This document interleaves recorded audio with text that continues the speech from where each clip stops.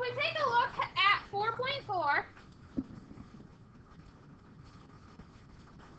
the vocab we have to go over before we get started is the angle of elevation. And the angle of elevation is the angle in between the line of sight and the horizontal when you're looking upward. So in this diagram, this person's looking at the top of the tree. Their line of sight is the diagonal. And there's this imaginary line from their line of sight that goes horizontal, straight across.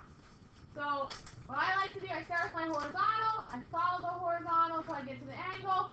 If my pencil's going up, then I know that's an angle of elevation. Pencil goes up.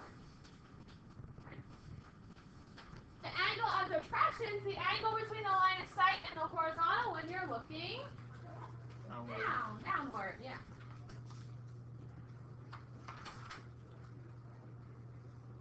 Right.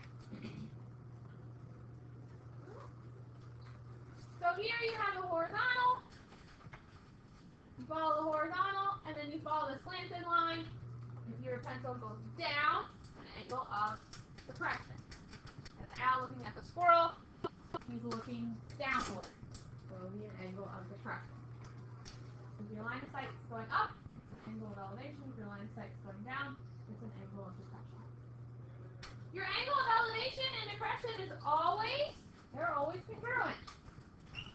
The reason is, you'll see here in a second, they are alternate interior angles. That's what you'll see here in this next example.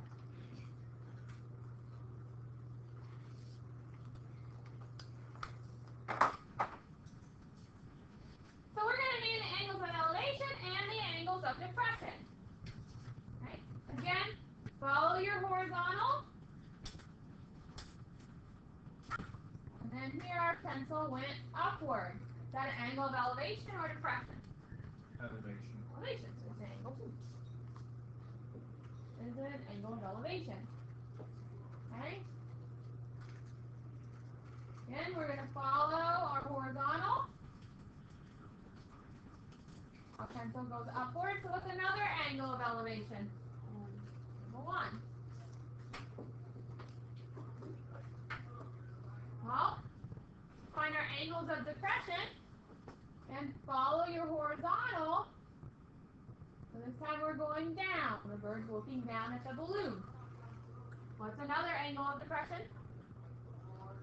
Angle 3. You're right, Gary. If we look again, here's our horizontal. The people are looking down at the building, so an angle of depression would be angle 4. List pairs of congruent angles. Take a look at the diagram. These lines, these horizontal lines are all parallel to each other. They're never going to touch. And the lines of sight are acting as your transversals. Right? So if you look, 2 and 4 are alternate interior angles. So we would say that 2 and 4 are what? Congruent. We say angle 2 is congruent to angle 4. What's another set of congruent angles? 4 and 3. Oh, you're right. 3 and 3. Good. 1 and 3. 1.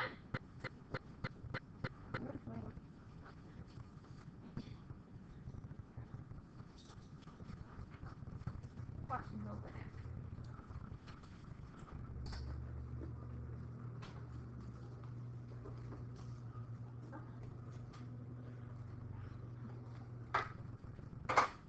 Dive right into our first word problem. Okay? So nice, the diagram's already written for you. We just have to fill everything in. It says the top of the signal tower is 120 meters above sea level. Here is our signal tower. And the top of it's 120 meters. I already filled that in for you. The angle of depression from the top of the tower to a passing ship is 25 degrees. How many meters from the foot of the tower to the ship? Okay? Really, really tempting. Students are super tempted to do this when they see the word angle of depression. Don't write this. You're just really tempted to. I was too. We think that's our angle of depression because it's opening downward, right? But it has to be connected to a horizontal line. This diagonal line is connected to a vertical line, so that's not our angle of depression.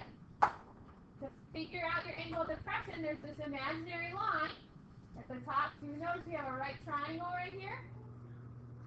Your angle of depression is this imaginary line stemming from the top of your triangle.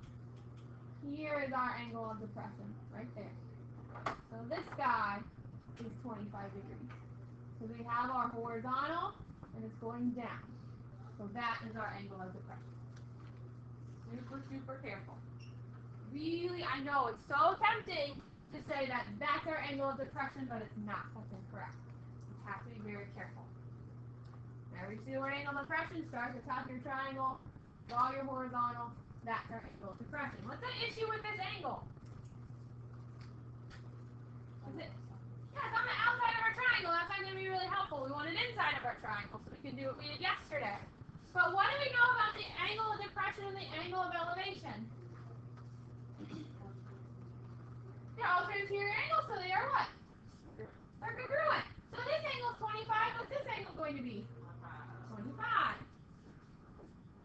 So whatever they tell you your angle of depression is, you just know your angle of elevation is also going to be that. Okay? Got our angle on the inside. They already labeled this side as 120, and we're trying to find the distance from the foot of the tower to the boat. So what could we label that with? That's what we're trying to find, so we would label it with what? X, a variable. We're just going to say X. So if you notice we have a right triangle, we can do exactly what we did yesterday. Start at your angle. There's our angle 25. Drag your pencil across. We would label this as what? So your 90, drag your pencil. We would label this as a hypotenuse. And the guy left over is our your angle, label your sides. You should have this written at the top of your paper too.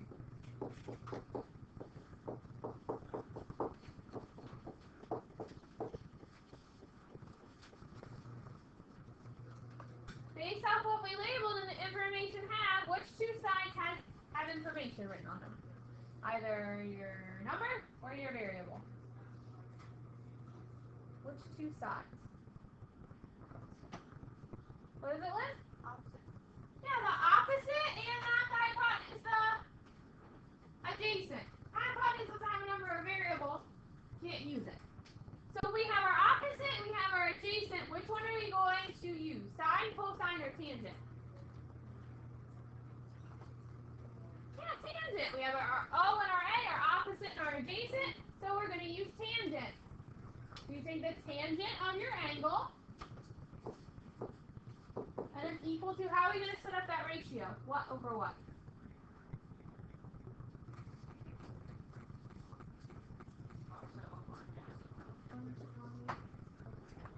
120 over x. What did we say yesterday you do when x is down low? Row. So the x and the tangent are going to switch. X goes here, and that becomes 120 over tangent. Then all you have to do is plug your calculator. You have a graphing calculator or a more modern scientific calculator, you type it in as is. If you have one of ours, remember, you have to go backwards. You're going to do 20 divided by 25 tangent. If you have one of ours. If you have your own updated version calculator, you type it in as it is.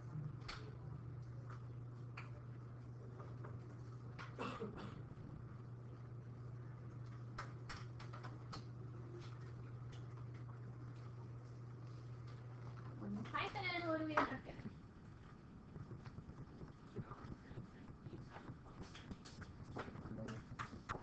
3. So which one matches that? A, B, C, or D?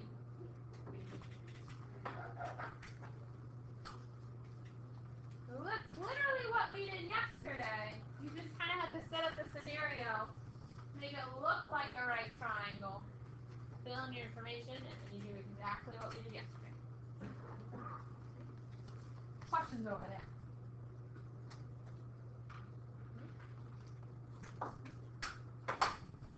Little. Again, right away, you should write this at the top of your paper.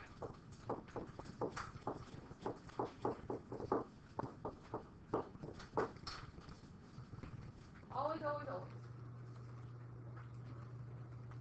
This time we're not given the diagram, but we have to draw it. So kind of draw what's going on in your picture.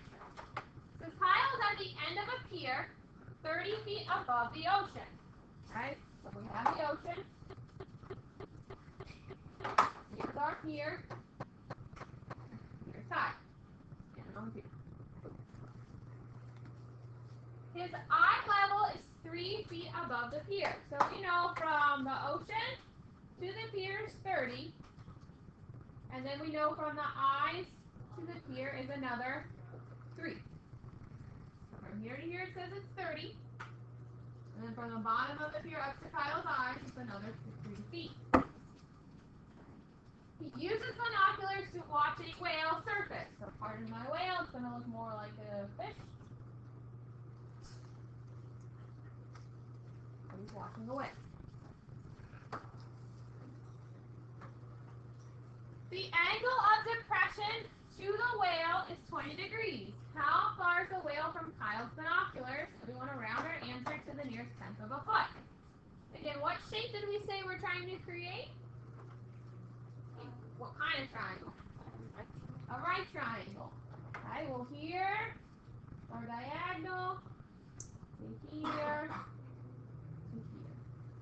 There is our right triangle. That's what we want. Right? And we're trying to find the distance from Kyle's binoculars to the whale. So we're going to label this part with X.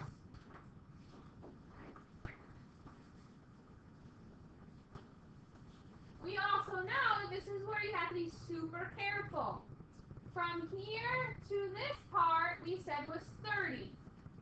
From the pier to Kyle's eyes, we said it was an additional 33. So what's the distance of this whole entire side? 33. You have to take the distance of the pier plus the distance to Kyle's eyes, and that gives you the distance of the whole side. We also need to figure out our angle. Well, it said the angle of depression was 20 degrees. So we're going to say this is 20, is that correct? Triangle of depression is opening downward. Is that the right spot to put that? No, you all should be shaking your head. No, don't do that. Don't do it, don't do it, don't do it. That's not right. Remember your angle of depression. There's this horizontal line coming from the top of your triangle. Your angle of depression is between that horizontal line and that slanted line.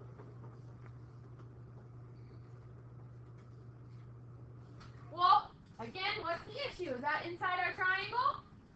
Nope. But how can we make it inside our triangle? Our alternate interior angle. So that guy right there is going to be 20 as well. Okay, now that we have our angle, go ahead, label your sides. Start at your angle and go across. This side is our what? Go to your 90, go across. This side is our, and this bottom part, oh boy, that's floppy. This bottom part will be our what? Adjacent.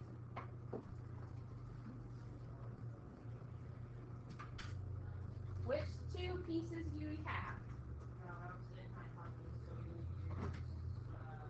Yep, we have our opposite has information, our hypotenuse has information, so we're going to use sine. Right? So take the sine of your angle.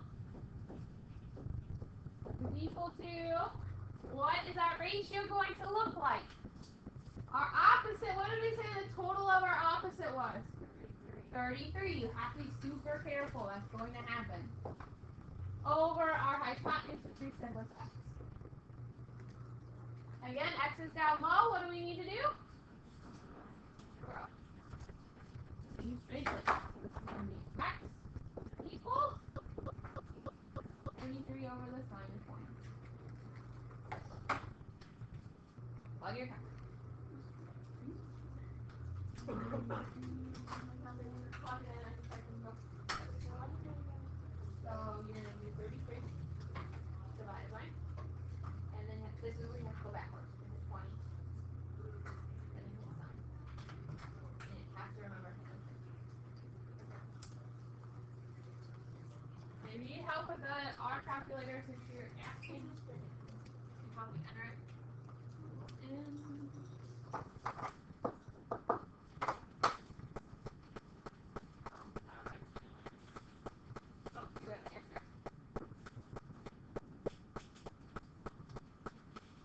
What do we get for X? 96.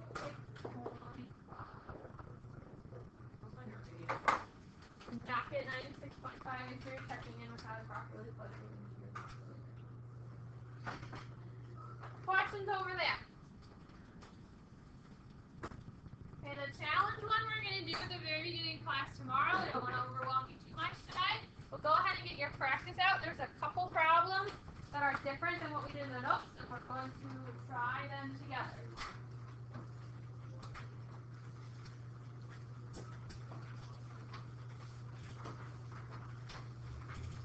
Go ahead and get your practice out. Look for 4.4.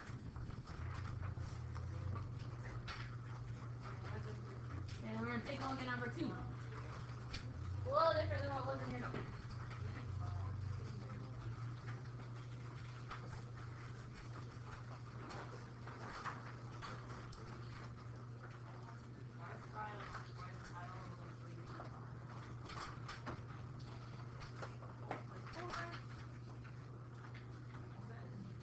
Try problem number 2. A little different than your notes.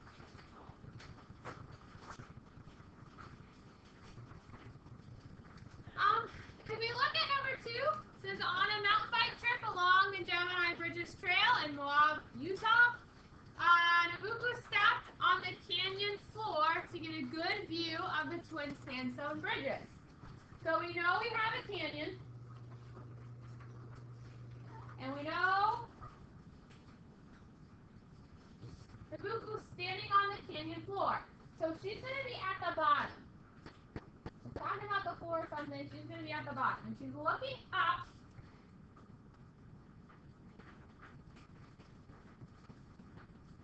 at the top of that canyon.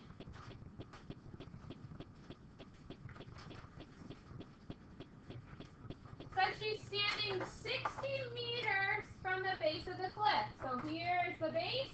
Here's where she's standing. So we know this is 60. It also says the natural arcs are about 100 meters up the canyon wall. So here is the bottom. We go up the canyon wall. Here's where she's looking. That's 100. So then her line of sight is 5 meters above the ground. So from her eyes to the ground is 5 meters. We want to find the angle of elevation. Okay? Well, what shape did we say we ultimately wanted to make for these problems? What kind of shape? All right, triangle. If we look here,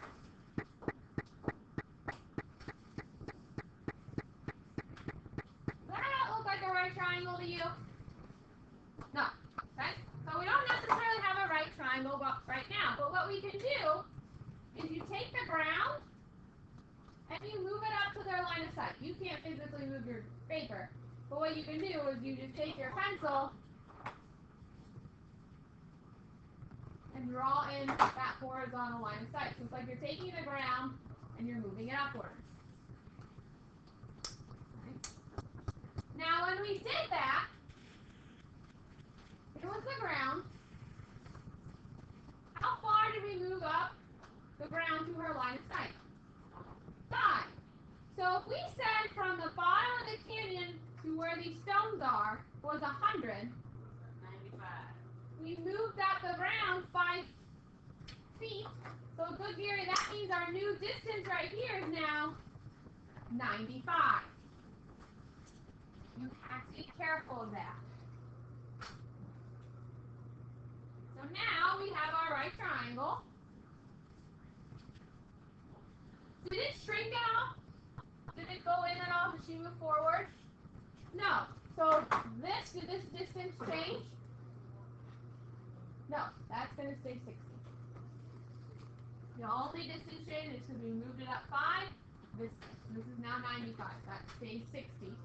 And we're trying to find our angle of elevation. So I'm going to put the X here at our angle of elevation. Okay. And this should be written at the top of your practice.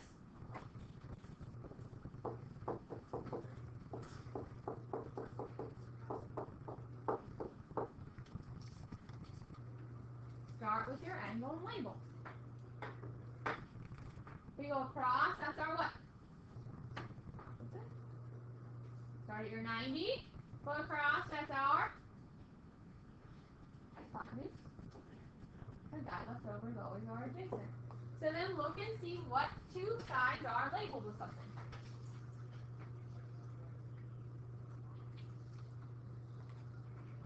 Is it our opposite and our hypotenuse, or adjacent and our hypotenuse, or an opposite and our adjacent? Yeah, with tangent. We have our opposite, we have our adjacent, so we're going to use tangent. Okay, well, we take the tangent of our angle, we don't know what it is, so we write x, opposite over adjacent. What did we say yesterday we do when we're not given the angle? Not at first, we use inverse. So again, in your calculators, you're just going to hit second inverse, that's if you have second tan. That's if you have a graphing or an updated scientific. And then you just type in that fraction. So when you do second tan, it gives you the inverse. And then you type in that fraction. If you have one of ours, you have to go backwards. If you have one of ours, you're going to do 95 divided by 60, enter. Green button, tangent. And then it'll give you your answer. But what do we get? What's that angle? 57.7.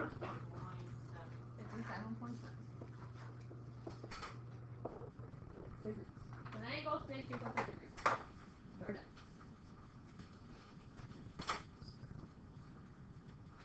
Questions over there?